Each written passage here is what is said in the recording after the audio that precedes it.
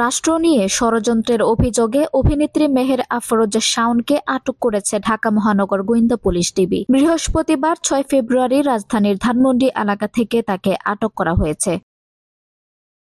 Dhaka metropolitan পুলিশের DMP অতিরিক্ত commissioner DB Rezaul Karim Mallick এ তথ্য নিশ্চিত করেছেন। তিনি জানান, রাষ্ট্রীয় ষড়যন্ত্রের অভিযোগে রাজধানীর ধানমন্ডি এলাকা থেকে আটক করার পর তাকে ডিবি কার্যালয়ে নেওয়া হয়েছে। ডিবি হেফাজতে তাকে রাষ্ট্রীয় ষড়যন্ত্রের ব্যাপারে জিজ্ঞাসাবাদ করা হবে। এর আগে হুমায়ুন আহমেদের স্ত্রী ও টিভি অভিনেত্রী মেহের আফরোজ শাওনের গ্রামের বাড়িতে আগুন দেয় ছাত্র জনতা। বৃহস্পতিবার 6 ফেব্রুয়ারি বিকেল 5টার দিকে জামালপুর সদর উপজেলার নরুন্দি রেলওয়ে স্টেশন সংলগ্ন এলাকায় শাওনের বাবার বাড়িতে এ ঘটনা ঘটে। নরুন্দি পুলিশ তদন্ত কেন্দ্রের ভারপ্রাপ্ত কর্মকর্তা ওবায়দুল হক বিষয়টি নিশ্চিত করেছেন। তিনি বলেন, বিকেলে একদল ছাত্র জনতা অভিনেত্রী শাওনের বাবা মোহাম্মদ আলীর বাড়িতে আগুন ধরিয়ে দেয়। ক্ষয়ক্ষতির পরিমাণ এখনই বলা যাচ্ছে না বলেও জানান তিনি।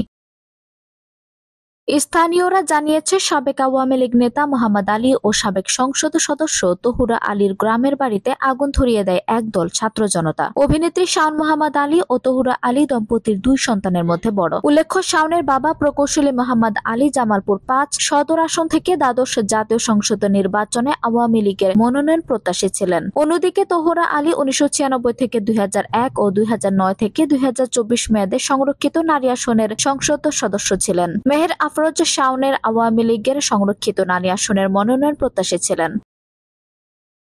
আঞ্জুম হক আরবি, টাইম নিউজ ডেস্ক।